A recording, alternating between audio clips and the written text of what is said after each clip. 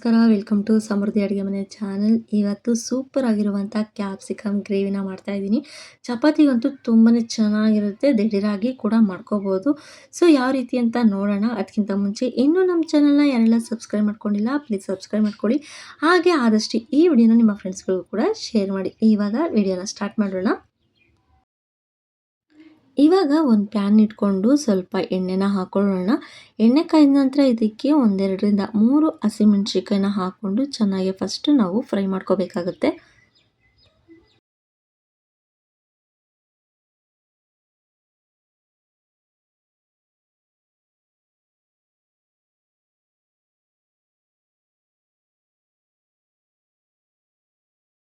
ಹಸಿಮೆಣಸಿಕಾಯಿ ಚೆನ್ನಾಗಿ ಫ್ರೈ ಮಾಡ್ಕೊಂಡ ನಂತರ ನಾನಿಲ್ಲಿ 2 ಟೊಮೊಟೊನ ಉದ್ದವಾಗಿ ಕಟ್ ಮಾಡಿಕೊಂಡು ಹಾಕೊಳ್ತಾ ಇದ್ದೀನಿ. ಟೊಮೊಟೊ ಕೂಡ ಅಷ್ಟೇ ಚೆನ್ನಾಗಿ ಫ್ರೈ ಆಗಬೇಕು. ಅಲ್ಲಿವರೆಗೂ ಚೆನ್ನಾಗಿ ಫ್ರೈ ಮಾಡ್ಕೊಳ್ಳೋಣ.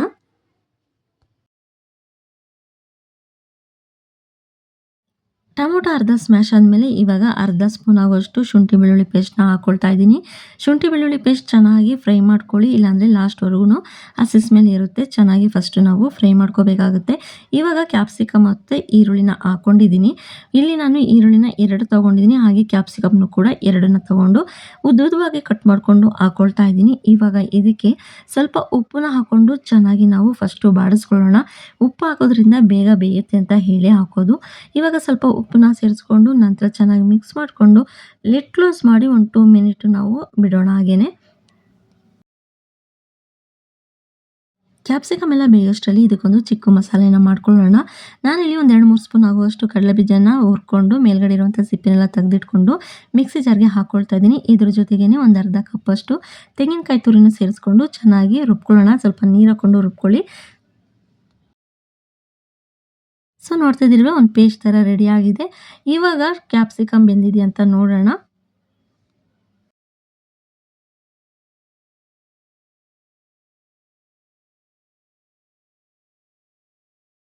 ಕ್ಯಾಪ್ಸಿಕಮ್ನ ಈ ಥರ ತೊಗೊಂಡು ನೋಡಿ, ಸ್ವಲ್ಪ ಮೆತ್ತಗಾಗಿದೆ ಅಂದರೆ ಕ್ಯಾಪ್ಸಿಕಮ್ ಬೆಂದಿದೆ ಅಂತ ಹೇಳಿ. ಇವಾಗ ಇದಕ್ಕೆ ಖಾರಕ್ಕೆ ನಾವು ಏನೇನು ಹಾಕಬೇಕು ಅಂತ ನೋಡೋಣ.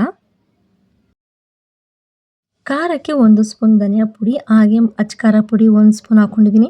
ಅರ್ಧ ಸ್ಪೂನ್ ಗರಂ ಮಸಾಲ ಪುಡಿ, ಹಾಗೆ ಎವರೆಸ್ಟ್ ಅವ್ರ ಖಾರ ಪುಡಿ ಕೂಡ ಹಾಕ್ಕೊಂಡಿದ್ದೀನಿ 1 ಸ್ಪೂನು, ಹಾಗೆ 1/4 ಚಮಚದಷ್ಟು ಅರಿಶಿನ. ಇಷ್ಟನ್ನು ಹಾಕ್ಕೊಂಡು ನಾನು ಚೆನ್ನಾಗಿ ಮಿಕ್ಸ್ ಮಾಡ್ಕೊಳ್ತಾ ಇದ್ದೀನಿ. ನಿಮಗೆ ಎಷ್ಟು ಬೇಕೋ ಅಷ್ಟು ನೋಡಿಕೊಂಡು ಖಾರನ ಹಾಕ್ಕೊಳ್ಳಿ. ಸ್ಟಾರ್ಟಿಂಗಲ್ಲಿ ಹಸಿಮೆಣ್ಸಿನ್ಕಾಯಿ ಹಾಕಿರೋದ್ರಿಂದ ನಾನಿಲ್ಲಿ ಸ್ವಲ್ಪ ಖಾರನ ಕಡಿಮೆನೇ ಹಾಕ್ಕೊಂಡಿದ್ದೀನಿ. ನಿಮಗೆ ನೋಡಿಕೊಂಡು ಎಷ್ಟು ಬೇಕೋ ಅಷ್ಟು ಖಾರನ ಕೂಡ ಹಾಕ್ಕೊಳ್ಳಿ. ಇವಾಗ ನಾವು ರುಬ್ಕೊಂಡಿದ್ದಂತಹ ತೆಂಗಿನಕಾಯಿ ಹಾಗೆ ಕಡಲೆಬೀಜ ಪೇಸ್ಟ್ನ ಕೂಡ ಹಾಕ್ಕೊಂಡು ಚೆನ್ನಾಗಿ ಮಿಕ್ಸ್ ಮಾಡ್ಕೊಳ್ಳೋಣ. ತುಂಬಾ ಚೆನ್ನಾಗಿರುತ್ತೆ ಟೇಸ್ಟು. ಈ ಥರ ಒಂದು ಕಡಲೆಬೀಜ ಮತ್ತು ತೆಂಗಿನಕಾಯಿ ತುರಿನ ಪೇಸ್ಟ್ ಮಾಡಿ ಹಾಕ್ಕೊಂಡಿರೋದ್ರಿಂದ. ಇಲ್ಲ ನಿಮಗೆ ಬೇಡ ಕಡಲೆಬೀಜ ಅಂತ ಅಂದರೆ ಸ್ಕಿಪ್ ಮಾಡಿಕೊಂಡು ನೀವು ಬರೀ ತೆಂಗಿನಕಾಯಿನೇ ರುಬ್ಕೊಂಡು ಹಾಕೋಬೋದು. ತುಂಬಾ ಚೆನ್ನಾಗಿರುತ್ತೆ. ಇವಾಗ ಅದೇ ಜಾರಲ್ಲಿ ಸ್ವಲ್ಪ ನೀರನ್ನ ಹಾಕ್ಕೊಂಡು ಚೆನ್ನಾಗಿ ಮಿಕ್ಸ್ ಮಾಡ್ಕೊಳ್ಳೋಣ. ನಾವು ಕ್ಯಾಪ್ಸಿಕಮ್ ಈರುಳ್ಳಿ ಹಾಕಿದಾಗ ಸ್ವಲ್ಪ ಉಪ್ಪನ್ನ ಹಾಕ್ಕೊಂಡಿದ್ವಿ. ಇವಾಗ ರುಚಿ ನೋಡಿಕೊಂಡು ನಿಮಗೆ ಬೇಕು ಅನ್ನೋದಾದರೆ ಉಪ್ಪನ್ನ ಹಾಕ್ಕೊಂಡು ಮತ್ತೆ ಚೆನ್ನಾಗಿ ಮಿಕ್ಸ್ ಮಾಡ್ಕೊಳ್ಳಿ. ಮಿಕ್ಸ್ ಮಾಡ್ಕೊಂಡ ನಂತರ ಫೈನಲಾಗಿ ಕೊತ್ತಂಬರಿ ಸೊಪ್ಪು ಹಾಕ್ಕೊಂಡ್ರೆ ಕ್ಯಾಪ್ಸಿಕಮ್ ಗ್ರೇವಿ ತುಂಬಾ ಚೆನ್ನಾಗಾಗಿರುತ್ತೆ. ಹಾಗೆ ಚಪಾತಿ, ದೋಸೆ, ರೊಟ್ಟಿಗಂತೂ ತುಂಬಾ ಚೆನ್ನಾಗಿರುತ್ತೆ ಅಂತಲೇ ಹೇಳ್ಬೋದು.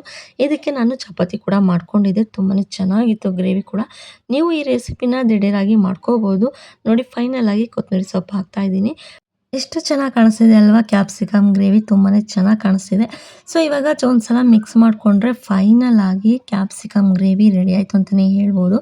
ತುಂಬಾ ಚೆನ್ನಾಗಿರುತ್ತೆ. ಚಪಾತಿಗಂತೂ ತುಂಬಾ ಚೆನ್ನಾಗಿತ್ತು. ನಿಮ್ಗೆ ಬೇಕು ಅಂದರೆ ದೋಸೆಗೂ ಕೂಡ ಮಾಡ್ಕೋಬೋದು. ತುಂಬಾ ಚೆನ್ನಾಗಿದೆ. ಫೈನಲ್ ಆಗಿ ಕ್ಯಾಪ್ಸಿಕಮ್ ಗ್ರೇವಿ ರೆಡಿ ಆಯಿತು. ಇದೇ ರೀತಿ ಒಳ್ಳೊಳ್ಳೆ ರೆಸಿಪಿಗಳು ಬೇಕು ಅನ್ನೋದಾದರೆ ನೀವು ಮಾಡಬೇಕಾಗಿರೋದಷ್ಟೇ, ನಮ್ಮ ಸಮೃದ್ಧಿ ಅಡುಗೆ ಮನೆ ಚಾನಲ್ನ ಸಬ್ಸ್ಕ್ರೈಬ್ ಮಾಡ್ಕೊಳ್ಳಿ. ಹಾಗೆ ನೋಟಿಫಿಕೇಷನ್ಗೆ ಬೆಲ್ಲೈಕನ್ ಮೇಲೆ ಕ್ಲಿಕ್ ಮಾಡಿ. ಇದರಿಂದ ನಮ್ಮ ವಿಡಿಯೋಸ್ಗಳು ಬೇಗ ನಿಮಗೆ ರೀಚ್ ಆಗುತ್ತೆ ಕೂಡ, ನೀವೇ ಮೊದಲು ಕೂಡ ನೋಡ್ಬೋದು.